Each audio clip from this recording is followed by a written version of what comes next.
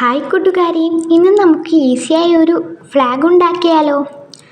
അതിനായി ഞാൻ എടുത്തിരിക്കുന്നത് ഒരു വാഴയില, ഫാബ്രിക് പെയിൻറ്, ബ്രഷ്, സ്റ്റിക്ക് എന്നിവയാണ്. അപ്പോൾ കൂട്ടുകാരി, നമുക്ക് പെയിൻറ്റിങ്ങിലേക്ക് തുടങ്ങിയാലോ? ആദ്യം വാഴയിലയുടെ മുകളിലെ ഭാഗം സാഫ്രോൺ കളർ നൽകുക. പിന്നീട് സെക്കൻഡ് വൈറ്റ് കളർ നൽകുക. തേർഡ് ഗ്രീൻ കളർ നൽകുക. ഫ്ലാഗിൻ്റെ തണ്ടിന് ഞാൻ ബ്രൗൺ കളറാണ് നൽകിയിരിക്കുന്നത്. നിങ്ങൾക്ക് വേണമെങ്കിൽ ബ്ലാക്കും നൽകാം. ഈ കളറുകൾ ഉണങ്ങിയതിന് ശേഷമാണ് ഞാൻ അശോക ചക്രം വരച്ചത്.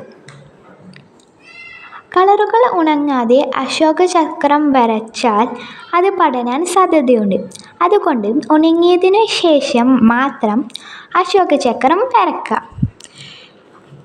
ഇതാണ് ഫ്ലാഗിൻ്റെ ഫൈനൽ ലുക്ക്. നിങ്ങൾക്ക് എൻ്റെ വീഡിയോ ഇഷ്ടപ്പെട്ടെങ്കിൽ ലൈക്ക്, ഷെയർ ആൻഡ് സബ്സ്ക്രൈബ്.